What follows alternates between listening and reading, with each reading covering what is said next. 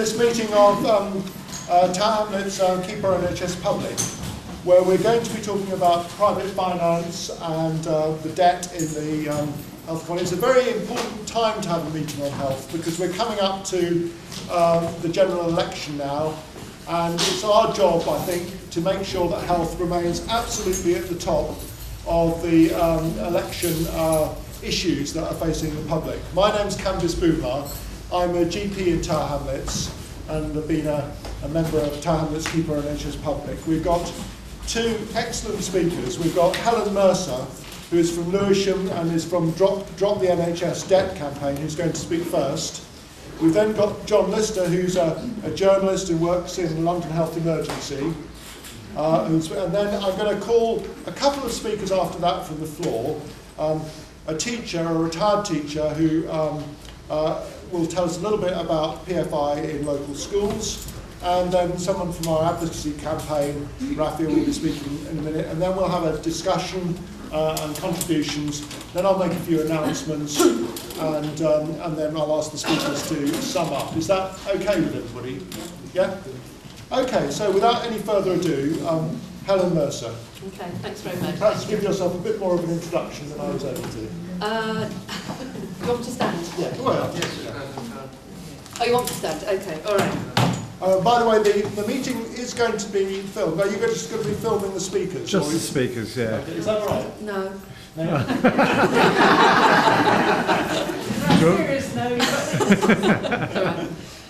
Right, well, sorry, I've got a bit of a cold. My name's Helen Mercer, and I started off, I cut my eye teeth, I guess, on the health campaign in the Save Lewisham Hospital campaign, which was all about PFI. And there were the group of campaigners from Tower Hamlets and Waltham Forest. We formed a group called Drop NHS Debt.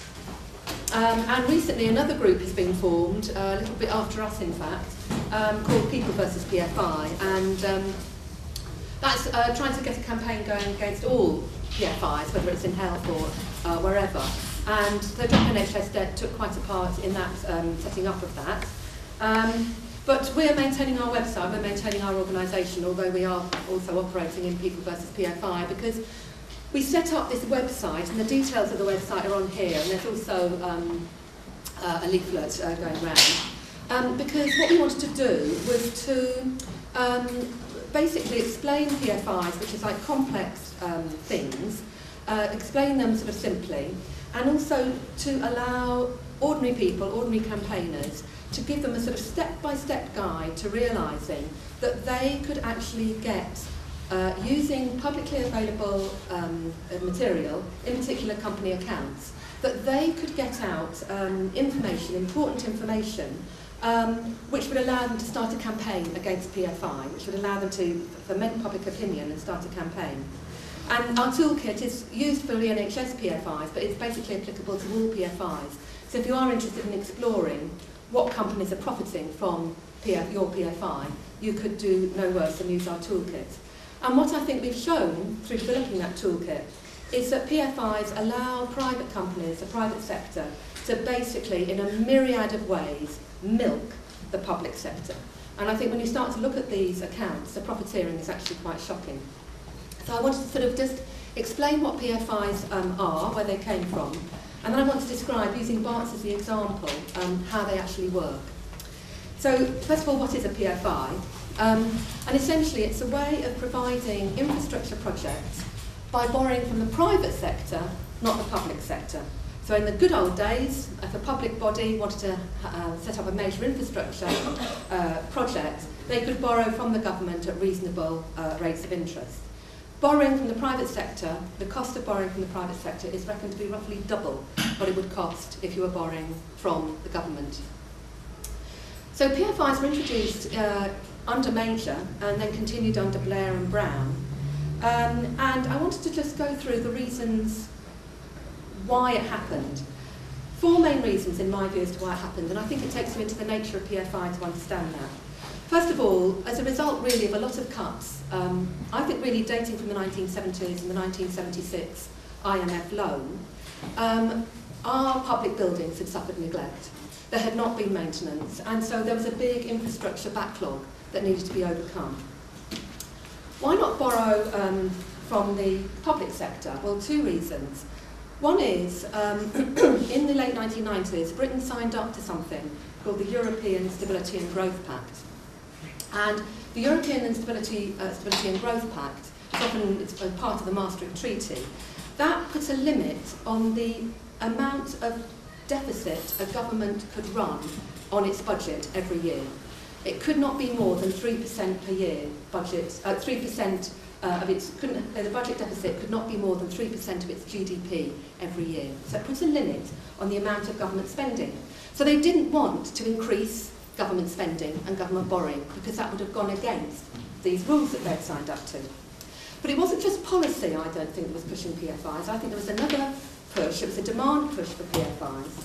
And that was what was going on in the world of finance. Now, PFIs are fundamentally financial instruments. And there was stuff going on in the world of finance which meant that a lot of in financial organisations, investment funds, hedge funds, banks, were looking for safe and profitable investments for the money that was sloshing around. And why that money was sloshing around is quite a big discussion, but it was. And is that government bonds give you a nice current rate of return, and they're secure. Governments, on the whole, don't default. We'll see what happens with Greece, but on the whole, governments don't default on their debts. But the interest rate is low. Other sorts of things that you can invest in, you might get a higher rate of interest, but they're less secure. Now, PFIs are sort of Goldilocks. They're right in the middle. They're just perfect. They're just right because they're secure. They're backed by the government, and they also give an above government bond rate of interest. And this was how Brown actually sold it to the investment community in the 1990s. And there's a great quote that's often used when he was talking to a group of investors in about 2000. He said, encouraging them to invest, he said, "These are core services which the government is statutorily bound to provide and for which demand is virtually insatiable. Your revenue stream is ultimately backed by the government. Where else can you get a long-term business opportunity like that?" So there was people wanted to invest their money. And finally, PFI was about opening the door to privatisation. And that's why PFIs are not just about raising money for infrastructure projects, they also include in the contracts services provided by the public sector. And this might be maintenance contracts, or it might be cleaning, porterage, catering contracts.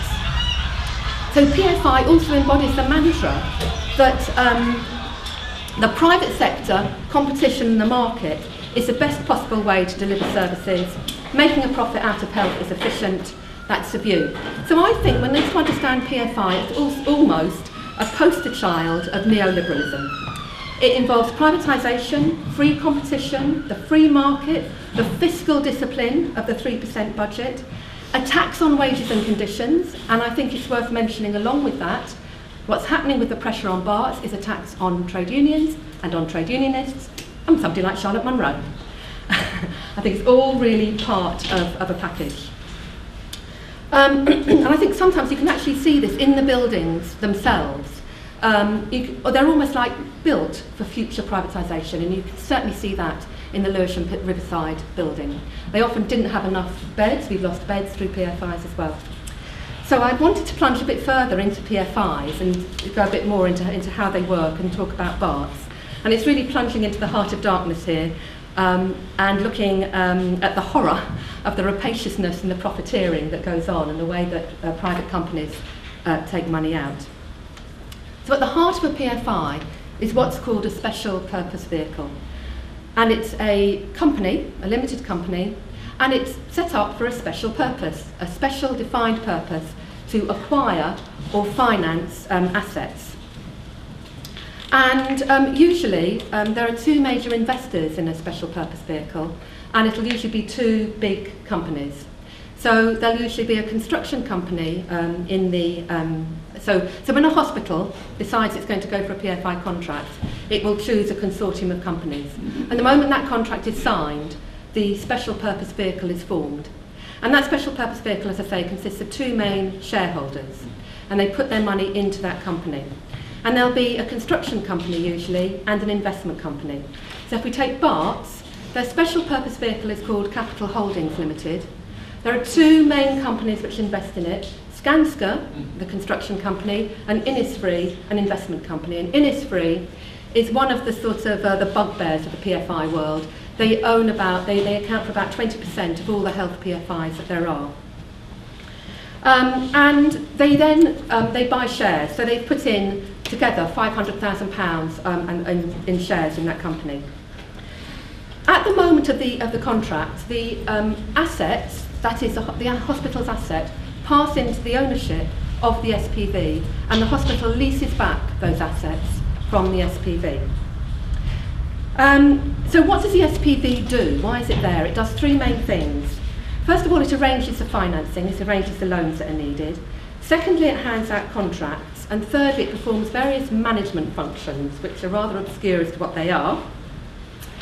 And I want to show you how the profit gets sucked out as that process happens. And it's something that you can track as well if you look at company accounts. Firstly, financing. It raises loans to pay for the construction. And it uses as a collateral for those bonds that it issues, the assets that it's now got. And it raises probably about 90% of the total loan that's needed. So in the case of BART, it's about just over £1 billion. 90% of that was funded through either it was sold on the bond market or it was from banks. And the rate of interest there is usually something like LIBOR, plus a certain amount, plus the RPI. But they set up the loan so that 10% is taken out by the people who own the SPV, so Skanska and Innisfree, and they give 10% of the loan. So they loaned to the SPV, they loaned £77 million. Now to date, over 8 years, and this is very much thanks to the people who've worked in drop NHS debt on the BART's accounts, they've received 37 million in interest repayments, because the rate of interest on that 10% loan, that 10% debt, is 10.5%. And actually, that's not a bad rate of interest. Some of the debt in Lewisham is at a rate of 14% rate of interest every year. That's the first way in which money is taken out. The second thing it does is that it acts as a middleman for all the contracts. So it hands out contracts. So for instance, for the case of the Royal London, Skanska has a contract for construction, Skanska has a contract for maintenance, and Carillion has the contract for these so-called soft services, such as catering and portering and linen. Well, so they pay out money to these people. Now, one of the interesting things when you look at the accounts is that special purpose vehicle itself makes money on the difference between what the hospital pays to SPV for doing all this stuff and what the SPV pays out to the service contractors for doing what they do. So they are actually acting as middlemen and taking a cut on the fact of being middlemen. And over the last 8 years, Skanska and Innisfree together have made £7 million profit just for acting as a middleman. And when you think their investment in the actual SPV was £500,000, that is an incredibly tidy rate of return over that period. And it's likely actually to get rather more because the expensive, dodgy period for the SPV is the construction period. So once they're out of the construction period, it's much more secure, the interest you can earn. Then the SPV charges for management services. Over the last year, you can look at the accounts, and it comes to roughly about £3 million, and that's directors' fees, all sorts of other bits and pieces. And the other thing it does, of course, is it takes payments from the hospital for the services and the cost of construction and repaying the debts.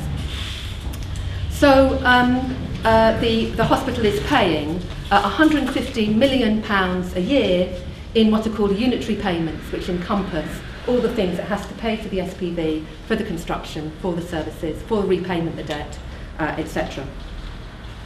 Now that's just some of the things that you can get from the accounts. There are a couple of other things I could quickly mention.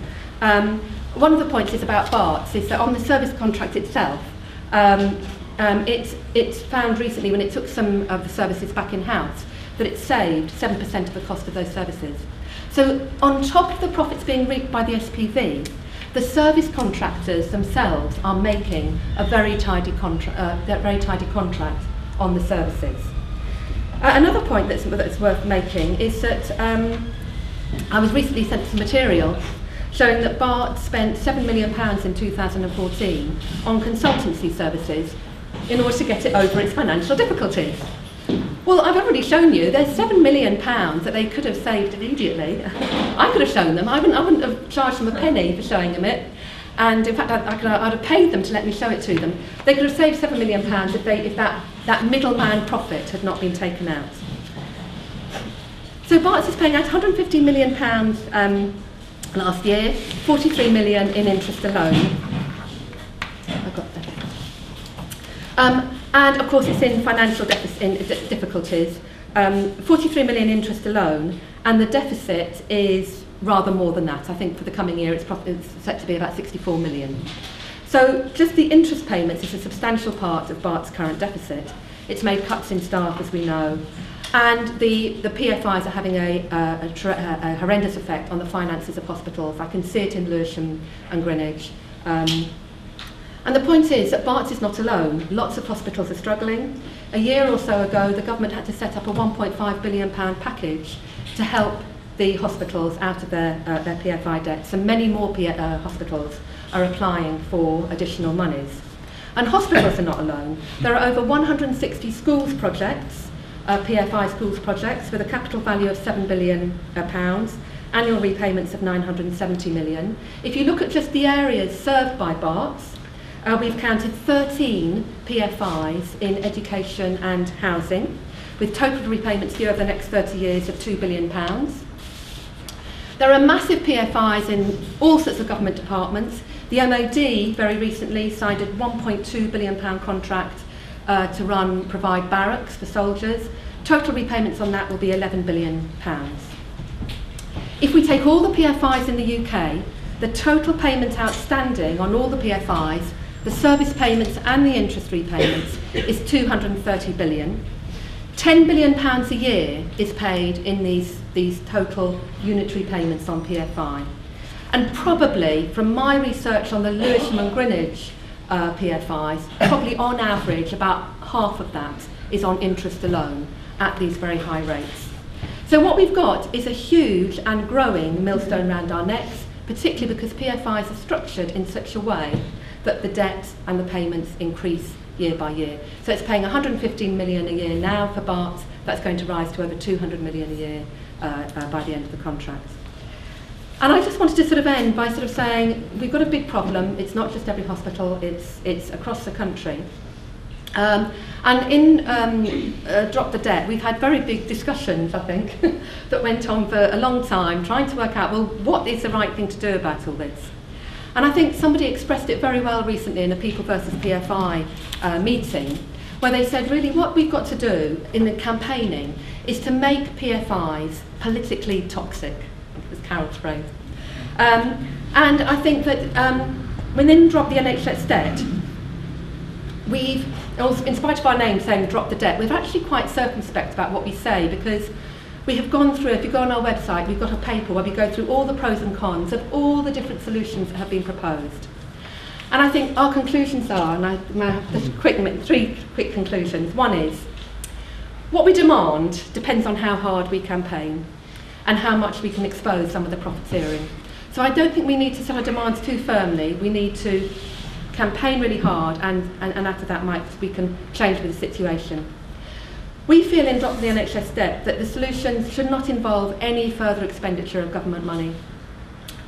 In fact, we should be able to be paid, we should be clawing money back from the contracts already. And finally, we think that if there is a campaign, campaigners should be involved in the solution. And the trouble is, these are complex deals, and the danger is that in working out how we get out of these complex deals, campaigners will not actually have a say. So I think it's very important that any solutions are transparent and we can really understand what has happened and exactly what's happened. But I don't think we should debate it too much, and I don't want it to be an issue that divides anybody. The key thing is to get the campaigning and to stop the banksters and the racketeers before they quite literally kill us.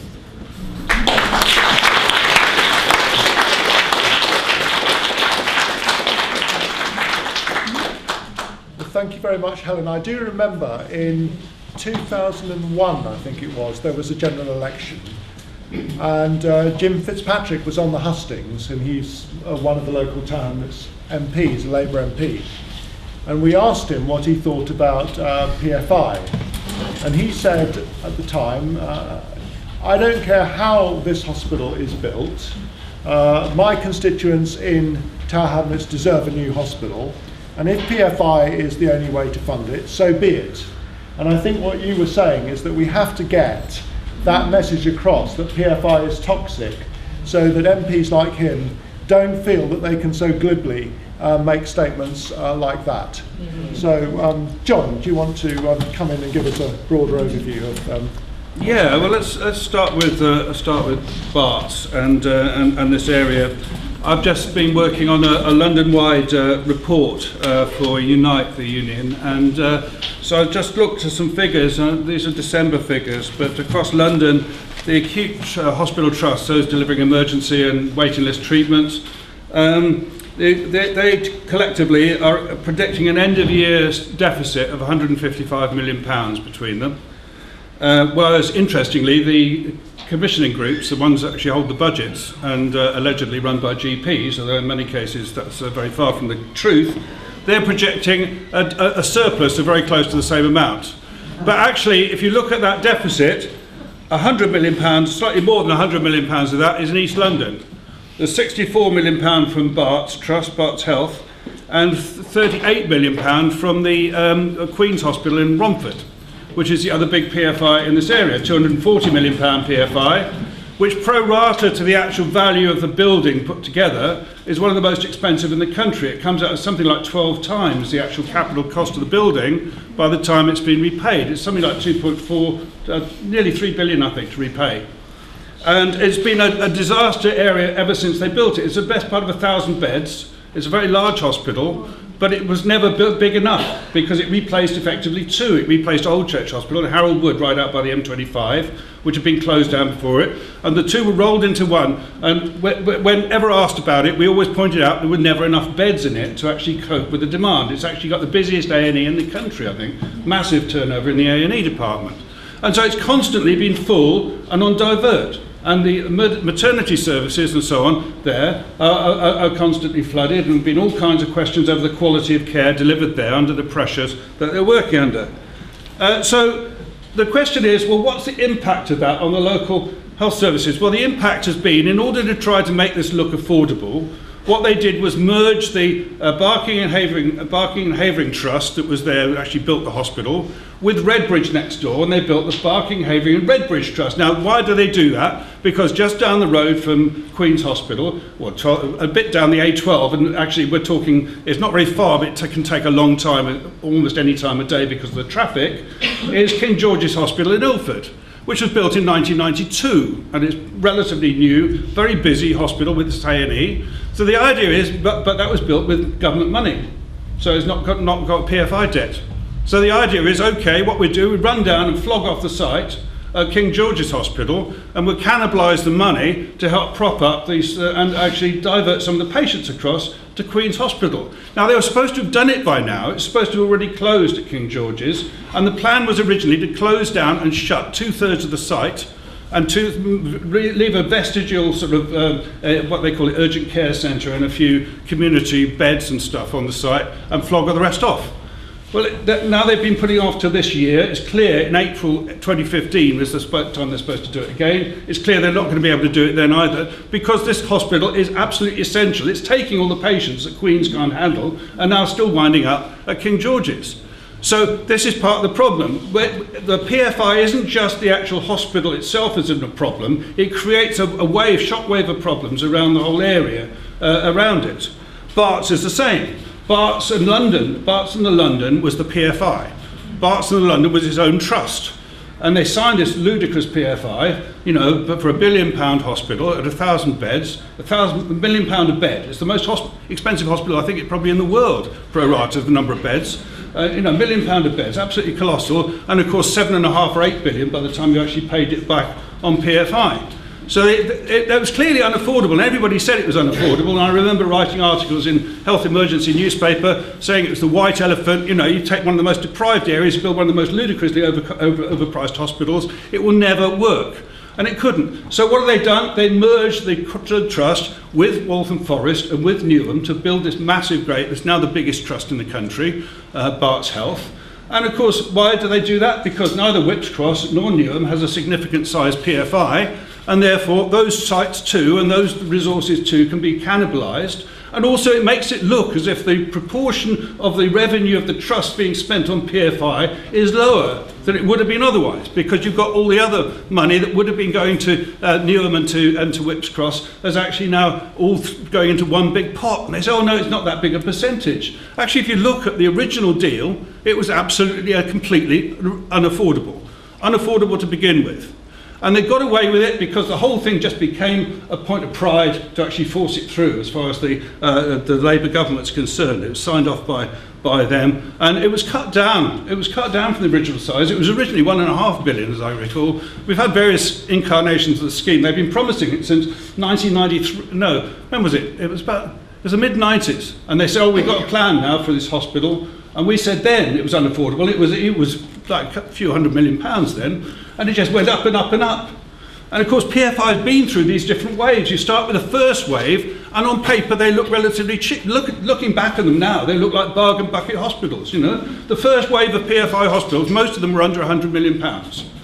Okay, but with a PFI attached, they all wind up ridiculously expensive. Two of those are the ones that were in the problem at South London Healthcare. Queen Elizabeth's in Woolwich, and which replaced the various Greenwich hospitals, were all rolled into this one site, which we said from the beginning was too small, and it is too small, and they've now had to open extra beds to cope with a caseload from the A&E, and Princess Royal in Bromley, which again replaced a couple of hospitals in Bromley, and again was too small. And they built these two hospitals, and again there's a relatively low PFI apparent capital cost, but a massive actual, as Helen said, massive interest rates, massive on-charges.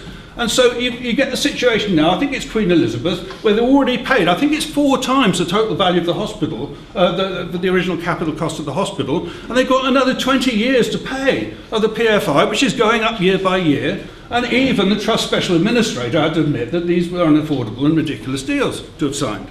And we got that, but it's not only in London, of course. It's not only in London. It's right across the country. And each time you have one of these, it creates this ripple of crisis. Peterborough is an absolutely classic. This was a second or third wave hospital. So each time you have a new wave, they go up in price. So the second wave was about 200, 300 million pounds. The latest wave is sort of 400, 500 million pounds. Birmingham is a 500 million pound PFI investment. Okay. Peterborough, 300 million pounds. It's a foundation trust. They had 2 letters from Monitor telling them they could not afford a 300 million pound hospital in Peterborough. They ignored both of them and signed the deal anyway. And whoever it was at that time was Health Secretary, rubber stamped it, and it went through, and the Treasury for some reason agreed to it as well. Okay, now the annual payments on Peterborough, £300 million hospital, is something in the region of £40 million. I can't remember the precise figure.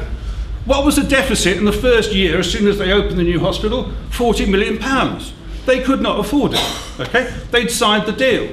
And they're committed to this deal, which is, again, if you add it all up over the years, it's going to cost billions, okay? Billions of pounds. Now, once they built it, okay, with all the problems, and we could talk about the quality of the buildings, I mean, that's another whole discussion. I mean, whether they're well-designed buildings is a huge issue for people trying to work in them.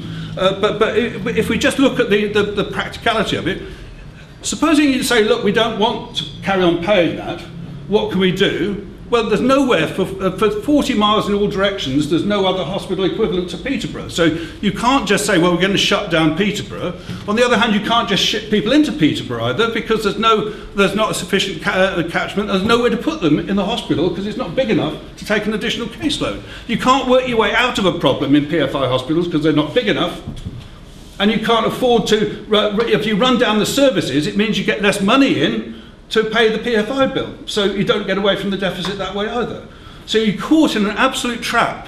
When Helen says these are safe investments, that's why, because no government, having agreed to build these, can then walk away and say, okay, it's all going to go belly up, because at the end of the day, they're going to wind up paying. One of the clause that actually enabled the first hospital PFIs to be built, none of them were built under the Tories. None of the contracts were signed under the Tories.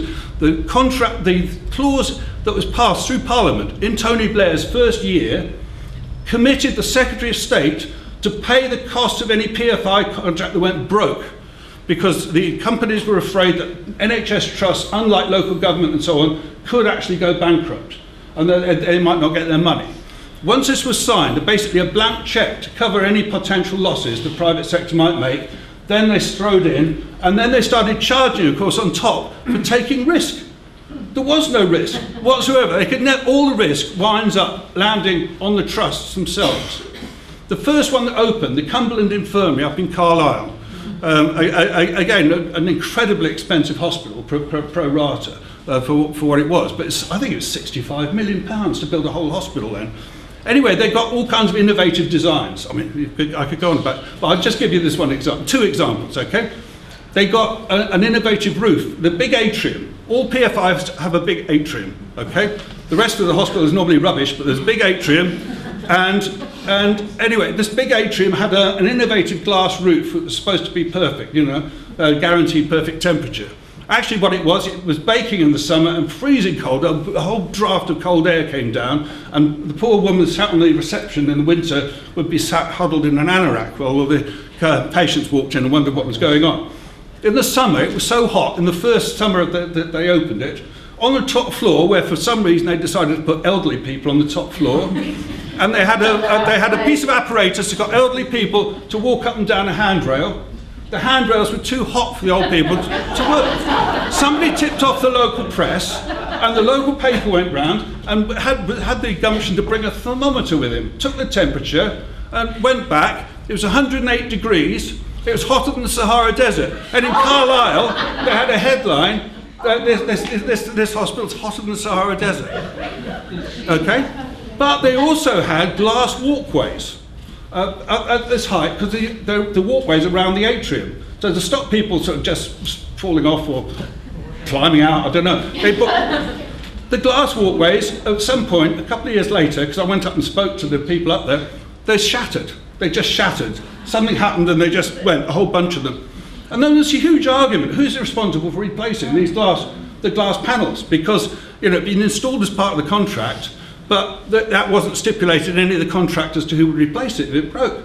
And a big row. And you can't replace anything with a PFI hospital without going through an absolutely laborious thing. You can't get a notice board put up. People say the contractors say it's our hospital. We own it, you don't own it. You can't put an eye chart on the wall. You can't hang Christmas decorations on the wall. There's all kinds of things you can't do because it's their hospital. You have to go through the appropriate machinery. So the reality is what you're getting is really rotten value, a real rip-off in every way, but you're also getting rubbish hospitals. They're actually not designed properly. You get all kinds of design flaws. I was one of the Durham, County Durham, a hospital there, and they actually got the waiting rooms for people collecting their prescriptions was opposite the mortuary. Okay? So you watch all the bodies being wheeled out as you're sitting there waiting for your tablets.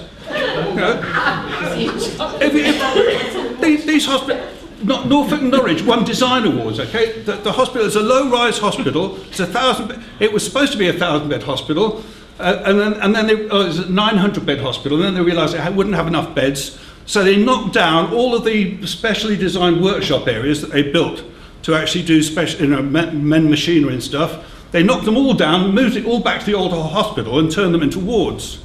And they knocked down, or they took over, all this central area of the hospital was supposed to be storage.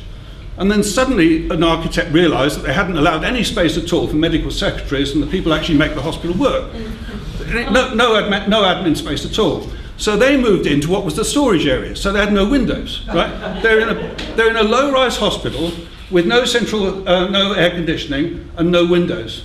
So even during the winter, it's really hot and uncomfortable in there. You've got a kitchen in the middle with just a window on top in the middle of an enclosed building where the temperature is 80 degrees when they're actually working making the food. So you get plenty of water in the food. So this is the type of thing.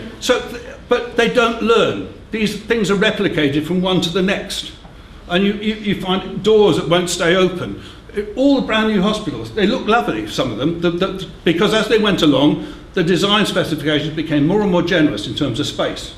So some of them have got really vast spaces. If you go to Coventry and Warwickshire Hospital, there's a really big hospital there. Enormous, £400 million. You'd expect it to look nice for 400 million quid. Going to cost over £3 billion to pay back. So it looks really nice, but they've got the same problem. They've got these really heavy doors, fire doors, and they won't stay open. So staff are trying to wedge them through, trying to wheel somebody through in a wheelchair, and the doors close on you and whatever. And they've not. That was from the very first PFI hospital, and it's still being done now. So just because you're paying a lot of money doesn't mean you get any kind of value for it. If you're going to be spending a lot of money on a Jaguar, you at least know you're spending a lot of money on a Jaguar car, and you'd expect it to work properly. In this, we're paying a lot of money, we're paying top dollar, and we're getting poor value both ways round in terms of the actual building and in terms of the actual cost, which we're not finding out in advance. So we are in a situation now where the NHS is getting screwed financially in all ways possible. We've had a frozen budget. We've got soaring costs in terms of in terms of all kinds of pressures on the NHS, growing demand on services.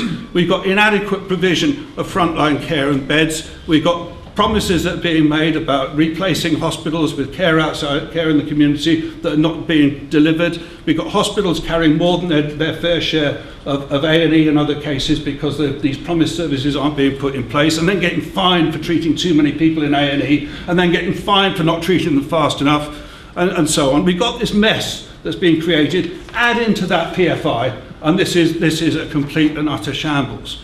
So, you know, this is like the icing on the cake, really. And if you add up the total cost of PFI across the NHS, it's not that great. But it isn't run across the whole NHS. It lands on particular trusts. It creates particular problems. And so when we come down to the reality, we've got in London, we've got, let's point to an exception. Let's point to one where we haven't noticed this as a problem. UCLH. Why is UCLH? That was a £400 million hospital. Why haven't we got a crisis there in the same way? Because UCLH traded in huge, very valuable land assets in advance as part of the deal.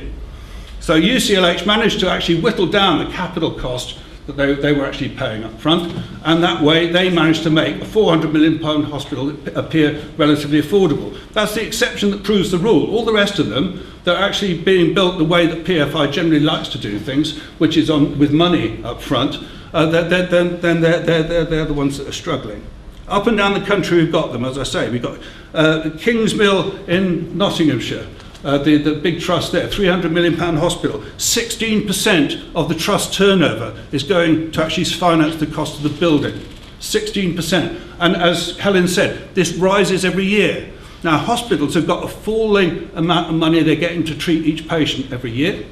They're getting a reduced number of patients contracted to treat every year. So their budgets are actually falling in real terms and falling year by year. But PFI goes up every year regardless. 2.5% or inflation, whichever is the higher. So the couple of years just passed where we had higher than normal inflation, the cost went up for the PFIs by that amount. In Wakefield in particular, another £300 million PFI, they're struggling as a result of that because they've done all the sums on the basis of the initial payment and then suddenly realised that they're paying a big whack more. And again, all around these hospitals, you're getting this rationalisation, oh, well, we've got to streamline all these services and so forth. In Wakefield, they're closing Dewsbury down. In South Manchester, they squeezed out the mental health trust that couldn't afford the beds they were supposed to be taking in the PFI hospital.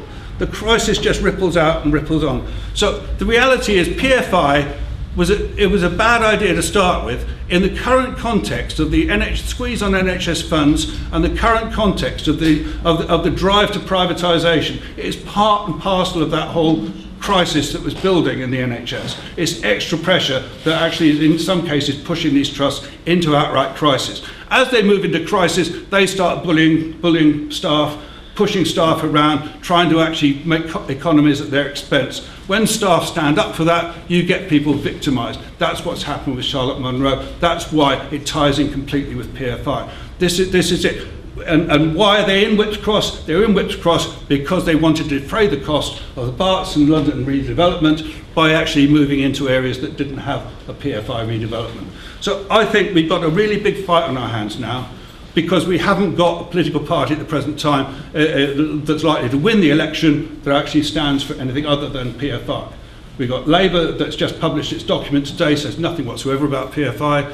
We've got the Tory government obviously still signing them busily in office, having denounced what Labour did in the first place. And we've got the Lib Dems, well, who cares what they think? I mean, it doesn't make any difference, they're not in charge anyway. So the reality is that we haven't got a mainstream party that's prepared to fight on this, but we need to actually solve these problems in order to ensure that our NHS is put on a viable long-term footing and made affordable, and we have to really tackle these questions.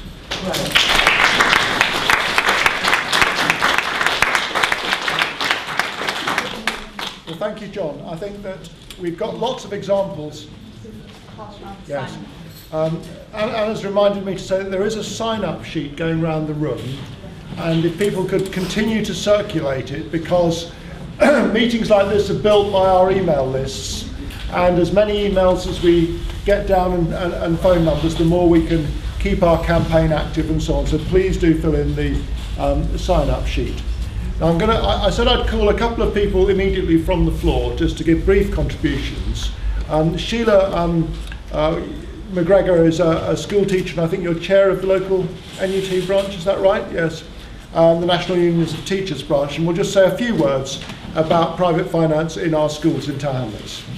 Right, well, I will be brief. Tower Hamlets has got a scheme. In 2002, it was proposed that 47 schools go into private finance initiative on the grounds that there was no other way of doing what you were talking about in terms of renewing the buildings, which were, you know, had a huge backlog of repairs and so on and so forth. And there were lots of people at the time who were familiar with working in classrooms, you know, where the rain was pouring in and you know, damp and this sort of thing. So people were desperate for getting renovation.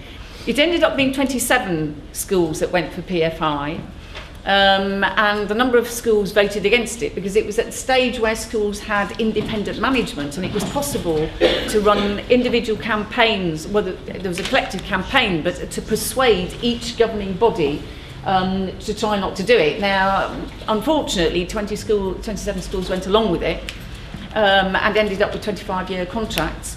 And then, of course, it went bust. The main contractor went bust in 2004.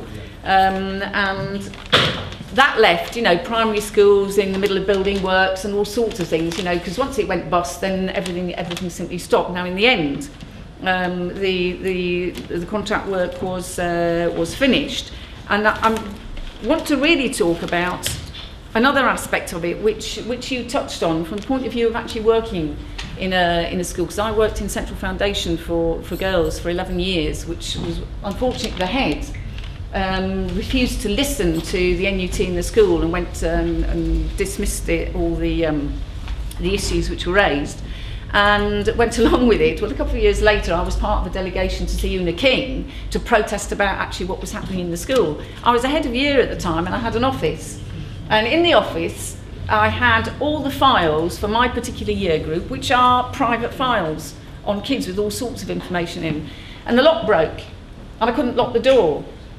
And you'd think it would be very simple simply to go to your schoolkeeper, you know, and say, I've got a broken lock, I need it fixed, and I need it fixed today because, you know, you've got private files in there which are really important, nobody has access to.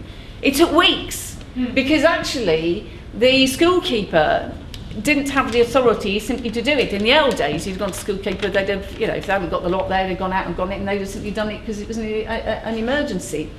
It was not possible to do that simple repair in the school until the owner of the contract had decided that it ought to be done.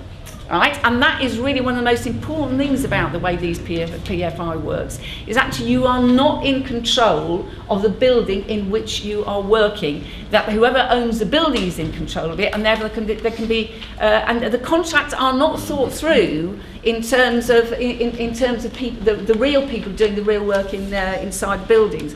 Another thing which happened was that in terms of unionisation, because the school, in terms of the teachers and in terms of the support staff, the school is extremely well organised. Both Unison and the NUT are strong groups working together. The one group who are actually very, very important in terms of unionisation in the school keepers, were taken over by G4S, and they were what's called tupied over. They were taken over with the same paying conditions as those people who were actually already working there. Of course, anybody new gets taken on different paying conditions, so you get differences, different paying conditions for the same job. But then, of course, when it comes to strike action, in the past, anybody who's organised strike action in a school will know that if you have your school keepers who are refusing to open the school, then it puts you in a very strong position. No longer the case, unless you have a very, you have a bunch of school. I mean, ours are still in the union, but they are not automatically organised to come out on strike when votes take place. The same as alongside the rest of the staff. Now, I'll just finish on, and the final thing is that over the last.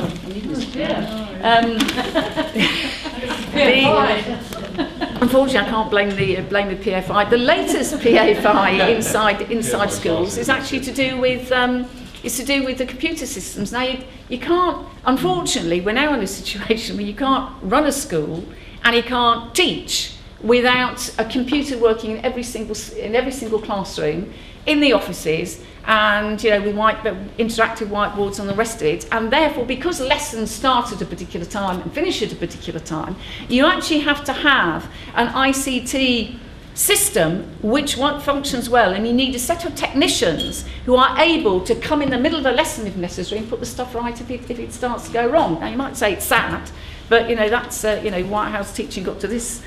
But that's the way it is. Well, there was a new contract imposed right across schools, that all of the provisioning for IT was to be done by Capita, and they are not exactly the most efficient bunch in the school. Now, the consequence of a school like ours is that our entire set of technicians who are highly skilled and really, really good at their job, and we had a good system whereby you could notify them if you needed something done, and they would respond. They were really, really good indeed.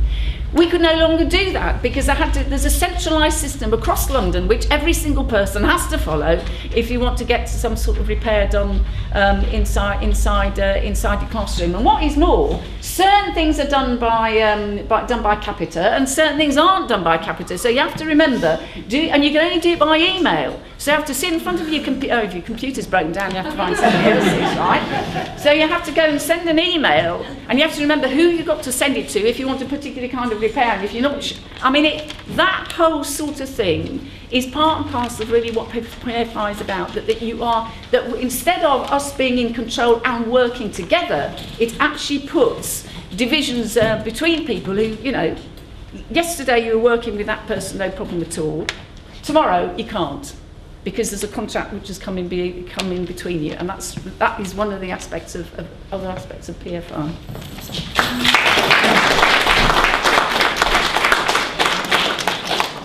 The second person I want to quickly call from the floor is Rafia, who's been very closely involved in the advocacy campaigns, and some of us have been in meetings here before. Will have heard the story of our advocacy, and what happens with PFIs, particularly at the London Hospital, as we've heard, is the squeeze comes on staff and it comes on wages. And one of the groups of people that Barts Health cracked down on first of all was trying to downgrade and disband our advocates who provide such an important service to all our ethnic minority communities within Tower Hamlets. We did get something of a little victory out of this because we did fight and we campaigned. So Rafia, perhaps if you could fill us in on where we've got to now. Obviously, advocacy is very vital for people who can't speak English. or who have very limited English, or sometimes even if you speak English, you don't understand the medical terminology. So it was really, really vital, and it was set up about 16 years ago. Am I right? 25. Is it 25? Sorry. Okay. Well, I don't work in the advocacy service anymore. I left about 13 years ago. Before I left, I used to manage the bilingual advocacy service in Tower Hamlets. Now, when BARTS took over, advocates were suddenly told that they were on a higher grade, agenda for change. They were put on a higher grade, so their grade was to be lowered. Okay, they were supposed to be degraded. Also, their work condition was very, very bad. Some of the advocates used to work from 7 in the morning to 7 in the evening. Before they were working in the BARTS, they only used to cover community and GP surgeries. But when they had the BARTS contract, or when they were moved over to BARTS, they had to cover the hospitals, as well as, so in hospitals there will be appointments, some of in the early morning, sometimes late evening, and obviously how Tower Hamlet is, we had although we had a lot of, compared to other minority groups, we had more Bengali Siliti speaking advocates, but less of Somali advocates, but the demands were much higher across all the communities. And also, in terms, even if they wanted to take annual leave, they couldn't take it when they needed it. It was their leave, but they couldn't take it. And also, to take that leave, they had to arrange cover. So it's like they have to manage their own thing. At the same time, they would get told off by management. Not only that, they were actually told off for greeting each other within their own cultural ways in the office, which was outrageous. But regardless whether we have the advocacy service or not, there is a great need of the advocacy service. Every Bengali family, every Somali family, whether it's not sufficient at all. I have a lot of family members. I have a lot of friends, neighbors. They need help, and every now and then I still take them to to their public GP surgeries, their hospital services, appointments and things like that. I think any public services cannot operate in a place like this without advocacy in it. And I think now it is quite sad. I don't know how all these reviews, all these service design has now come across that deprivation is not even taken into account. So I don't know, are we not deprived anymore? I don't know. I don't really understand this. So with a lot of fight, I think there were supposed to be job cuts as well. With a lot of fight, I think it's under review still. It hasn't been dissolved fully, but there hasn't been any job cut as yet. And in terms of whether the advocates, because they're on agenda for change grade 5, and the BARTS want to take them to grade 4. So still, it's still in the process, but it's on hold at the moment. And I just think this is ridiculous. People, and there are people who've been working in this service for many, many years, and they love the job. That's why they're in. And also the amount of changes, the quality of life that changes for a patient is huge. One of the other things, just an example, I'm sure many of you will know about the breast screening service, special breast screening services. Now that has stopped. It stopped last month. The last person has been, well, I don't know whether but she's been, her job has ended, so she's at home now. Now, I think this is over about a few months, 6 to 9 months, I'm not sure, or maybe a year. There has been a 7% drop in screening already. So, and I'm sure the cost will not be cut. It will be, will be huge in many months and years to come. And I think it's really unfair. And I think also, the people who are unable to work, who have difficulties, they do deserve a fair treatment. And I think it's, and also all the time we talk about equality. Where is the equality? People who need it, it's not there for them. Whose equality is it? I think I'll just end here. Is that okay?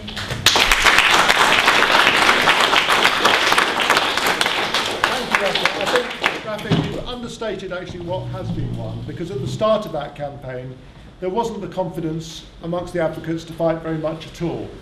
And I think the arguments that we made was we can't guarantee that you'll win your fight if you fight, but you'll certainly lose it if you don't fight. And the fact that you've managed to hold off the changes for such a long time, I think is a tribute to you and your colleagues, really.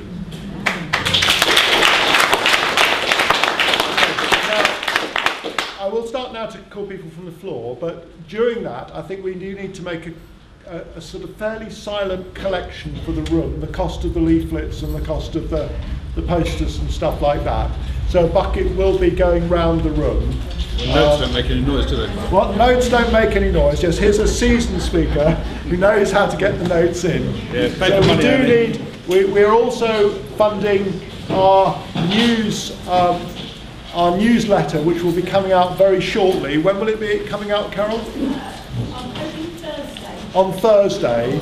So a combination of people leaving their email addresses on the sign-up sheets, and a good amount of contributions to the collection will mean we can print lots of newsletters getting this type of news out as widely as possible. Do you take checks?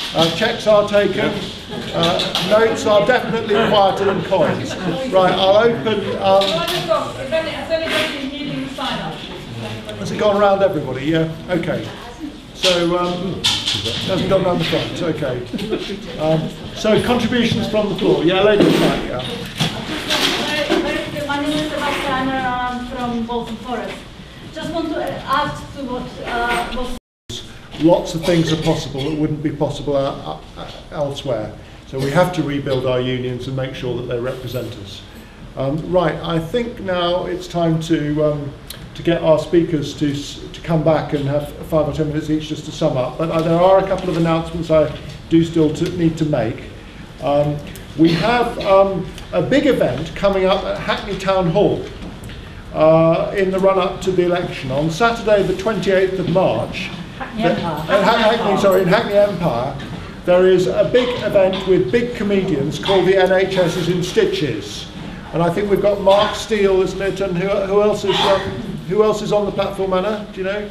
Stuart Lee, Wesley Mason, Francesca Martinez, Lucy Porter, Rufus Hound. Special appearance, spitting in. So there you go. So that the cards for that are here, and I'm sure that will be a really great evening for all of us. So that's that one. And then we have our own Keep Our NHS Public Activists meeting happening on Wednesday the 4th of February in the Ideas Store just down the road at 5:30. So if you want to involve yourself in organising these types of events, do feel free to come along at 5:30 on Wednesday the 4th of February in the Ideas Store just along the road. Then we've got a couple of events coming up in Hammersmith. There's on Saturday the 29th of February, there's a convention being run by the 999 NHS marchers that marched all the way down from up north from Jarrow down to London. Have we got leaflets for those, Anna, or not? No, so we'll email out the details of that.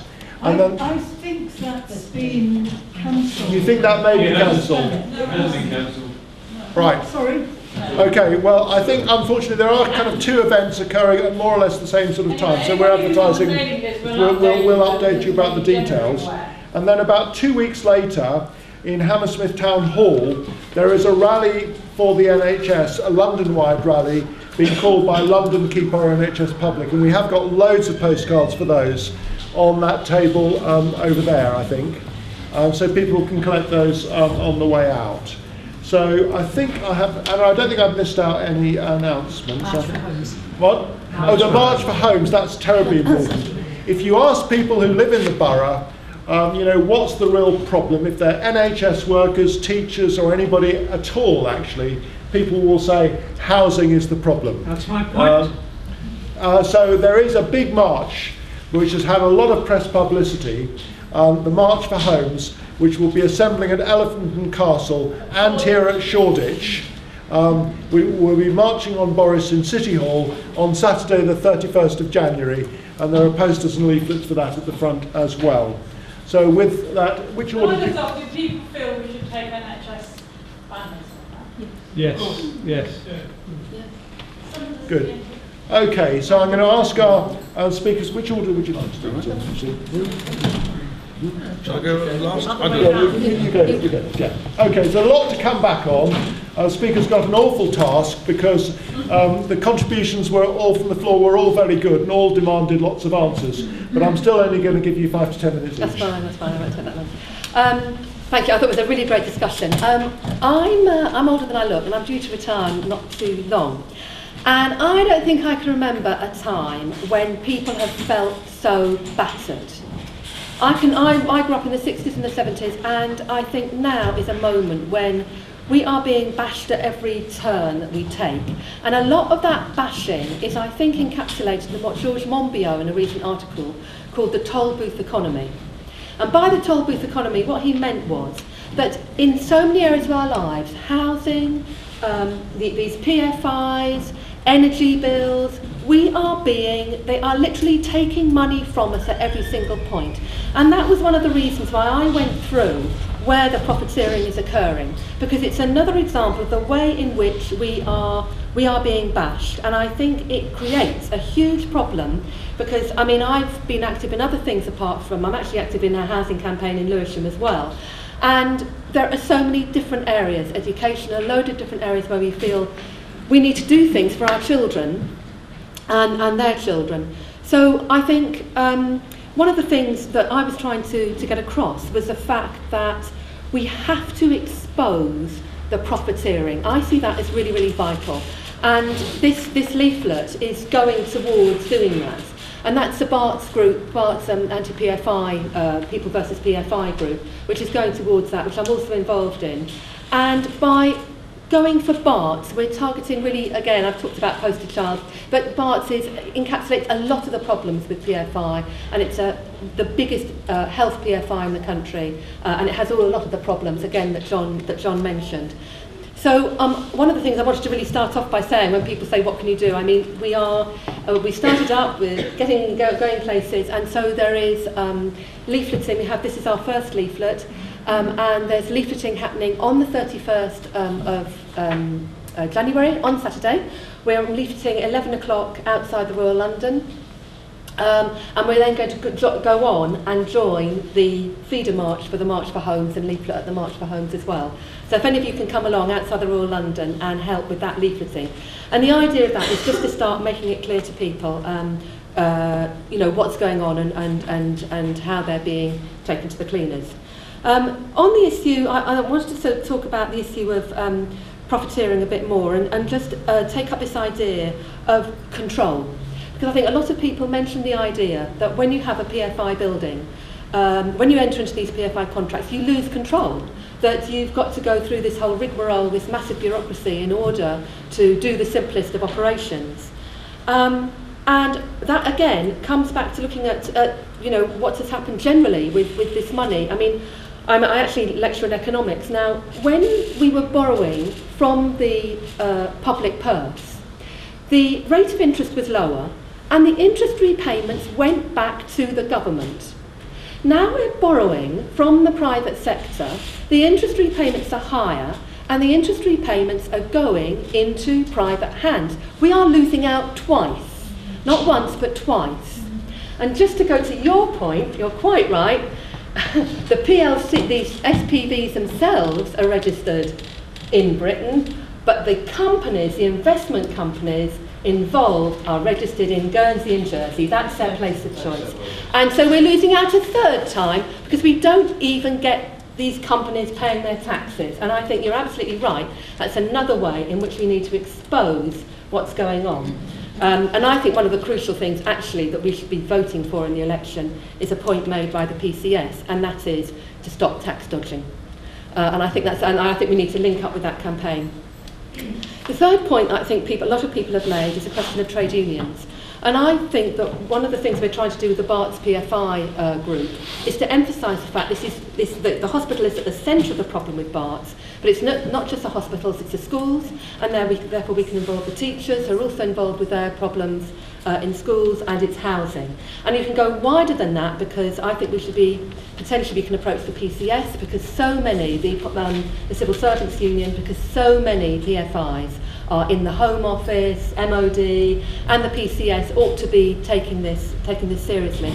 And I would suggest also, one of the things that always worries me about any meeting I go to, is that often the local communities are not very well represented, and I really think we've got to ask why it is we're not getting local communities from this area involved in these campaigns. I think we need to take that on as a major issue.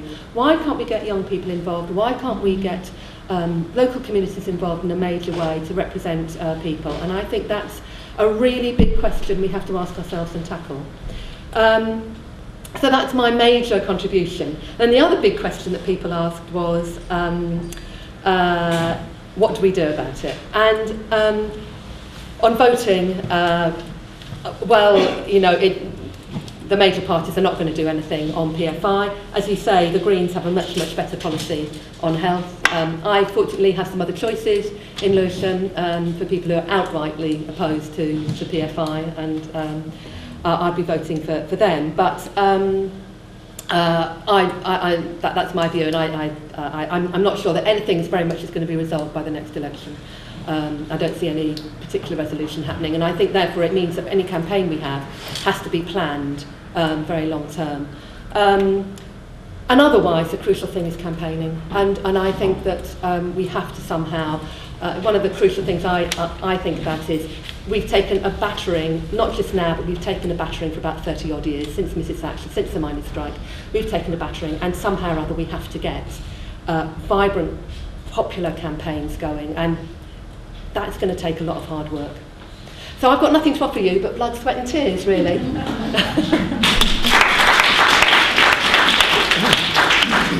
Thank you. John. So go back to constituencies and bleed, is it? So, no, I just wanted to do a couple of things on PFI and just look a little bit wider then as well. I mean, the empty floors thing was raised, 2 empty floors at Barts. Let's not forget, those floors were supposed to have 100 beds in each. Okay, there's 200, that was part, there was going to be 1,200 bed hospital. That was what, in fact, the consultants insisted that was the least they could manage with, but in order to make it look slightly more affordable, they decided to lock that bit off.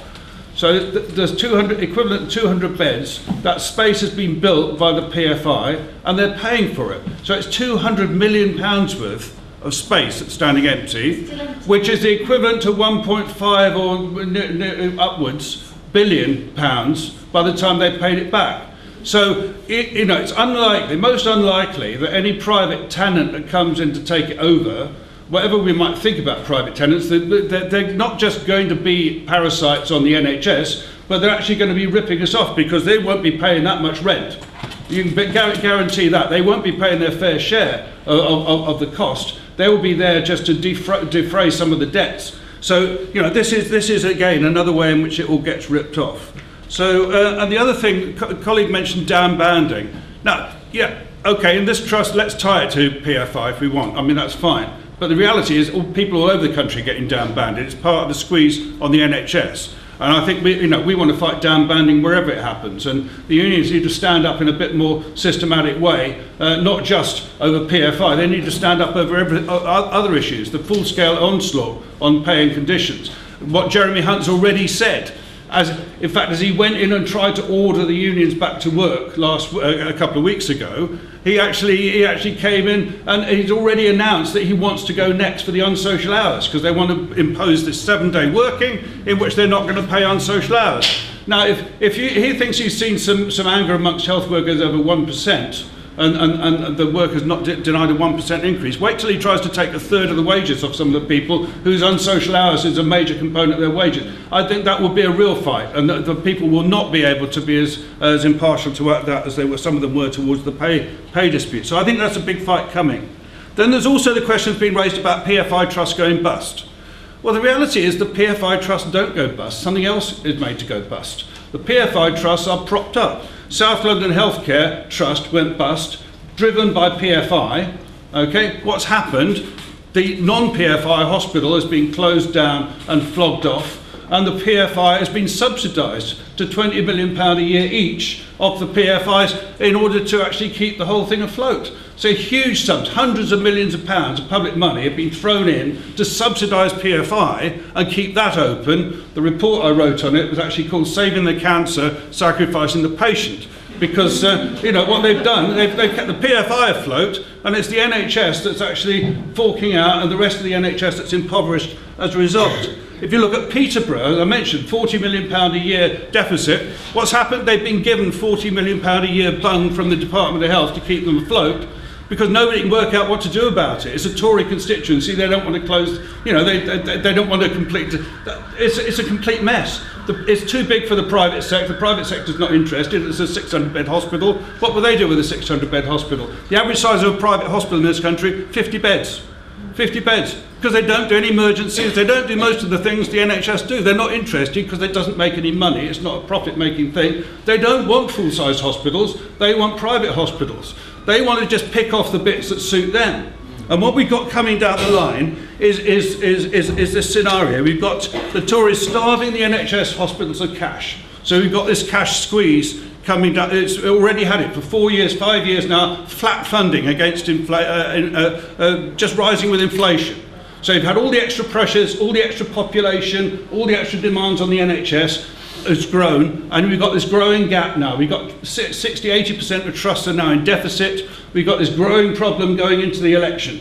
You've got parties offering to throw a few £billion at some point or other in the next 5 years towards it, but it's nowhere near the scale of the problem. So we're getting the NHS starved of cash, and at the same time the NHS hospitals filled up with emergencies. You know, right across the country you're getting A&Es turning people away because the beds are already full and they have no space for them, because social care has had 40% cuts and has actually been reduced to a complete crisis-only service, and then not very much of that. So that's the situation there. So if you get NHS hospitals full and struggling to survive, what's going to happen to all the waiting list patients? The private sector is standing ready because they've got all the private hospitals that actually have no market of their own anyway. They would all have gone bust if it had not been for the NHS pumping money to the private sector. They're ready to take the elective cases. And that's a scenario in which the private sector builds on the crisis created within the NHS. Now, what we can guarantee with this next election, as I say, we've got no parties, no leading parties that are likely to win majorities are in a position where they're adopting policies on the NHS that I think any of us would agree with. But we do know for an absolute fact that this is the Tory scenario. That's what they want to do. If they come back in with the majority government, we are going to face that full welly. You know, all the promises of bailing out and supporting the NHS will be dropped, and it will be full ahead on the Tory offensive, the full ahead on the privatisation of those services that the private sector wants to take over. You know, what we can say, if we have the Labour elected, we'll have a fight on our hands. We'll have a fight on our hands from day one to challenge all those issues that they implemented in government, and to take up the additional issues that have developed since. So we will have a massive fight on our hands, but I must say I'd rather face that fight than face another 5 years of the Tories killing off the NHS and completing their scenario. So I do think that's important. You know, there are other parties that have many more agreeable policies. It would be great if they were in a position to stand and win. National Health Action Party, got a whole series of policies, not just on that, but fighting austerity generally, welcome the election of Syriza in Greece and so forth. I think they're a real possibility. And obviously the Greens have a very good policy on the NHS itself, although I'm not entirely convinced on all their other policies. But the policy on the NHS is good, and certainly what they also offer is an alternative to austerity. Because we've got three main parties all signed up for austerity, and then forcing everybody else into a corner. And of course a desperately undemocratic first past the post system that means it's very difficult for any smaller parties to get a look in. And just finally, let's remember there are some gains being made. The private sector is not winning everything they want. Okay? Let's remember that. In Cambridgeshire, they wanted to privatise older people's services. They had a massive tender for £800 million worth over 5 years of older people's services. And at the end of the day, with a massive local campaign, challenged them at every stage, harassing them at every CCG meeting, they gave the contract to NHS trusts. Okay? So that's one. It's a victory for us. It's a victory for campaigners. It means they don't have to give these contracts to the private sector. Let's treasure that for a moment. Let's treasure the fact that Circle is leaving Hinchinbrook in absolute disgrace, having failed on every front and revealed as a total fraud. It isn't a partnership. It doesn't work well with staff. It never makes any money. The company's lost money since it was ever set up, and they couldn't deliver any improvements in Hinchinbrook. CQC has just come in and panned the quality of patient care in Hinchinbrook. This is the private sector's flagship. Circle was supposed to be steaming in and taking over Peterborough Hospital and all these other places, and they are walking away with their tail between their legs, millions of pounds adrift. They've never made a penny piece of profit out of Hinchinbrook, and I think that's a fantastic situation for us, because we need to use that shamelessly every single time anybody suggests the private sector's got something to offer. Circle, Hinchinbrook, failure, failure, failure, lies, failure, fraud. That's what Circle actually offered in Hinchinbrook, and they've been sent away. Failed. And we've got companies now pulling out of some of these private contracts. Circle have given up on tendering for clinical care, one of the market leaders. We've got today Care UK pulling out of a load of its private work, another one of the market leaders. This is really important because it does mean that they're not getting all their own way. Bupa in Sussex, interestingly, Bupa had a contract lined up to take over musculoskeletal services in Sussex. There was a big campaign down there, people protesting about this. A report was done which revealed that if they won that contract, it would pull the resources out of the 2 A&Es in Sussex and collapse those services. Bupa has now withdrawn on the basis they don't want to be responsible for collapsing the NHS in Sussex, while the commissioners want to carry on and bring them in anyway and collapse their own local hospitals. Okay, so Bupa has actually shown more responsibility for the local NHS than the people who are supposed to be buying it on our behalf. So but it's interesting, isn't it? Because it does mean that the private sector is not simply strolling in, doing what they like, and campaigning can work. Campaigning can work. Sitting on your arse means you get nothing, okay? If we can sit back and everything goes horribly wrong, we can get out there and fight, we can try to get these points over to people, we can try to make people angry, we can try to get the books opened on these deals, we can try to name those responsible and try to get them prosecuted and banged up for what they've done, okay? We can try our best to do that. If we don't try that, then all we're doing is sitting back and watching as our NHS is taken from us. Let's fight to keep our NHS in one piece. Let's keep it public. Thanks very much.